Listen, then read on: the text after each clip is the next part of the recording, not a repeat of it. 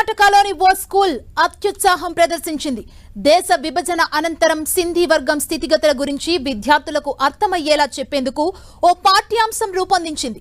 సాధారణంగా పాఠ్యాంశాలుగా ఉండే జీవిత చరిత్రలు ఆయా రంగాల్లో ఉన్నత స్థానాలను అధిరోహించే వారి గురించి ఉంటాయి.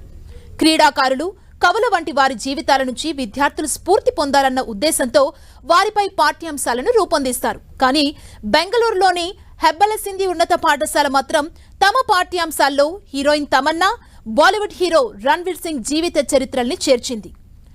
7వ తరగతి పిల్లల కోసం తమన్నా, రణ్వీర్ సింగ్ జీవిత విశేషాలతో పాఠ్యాంశం రూపొందించారు. దీనిపై తల్లిదండ్రులు మండిపడుతున్నారు. పాఠశాల దగ్గర ఆందోళన జరిపారు.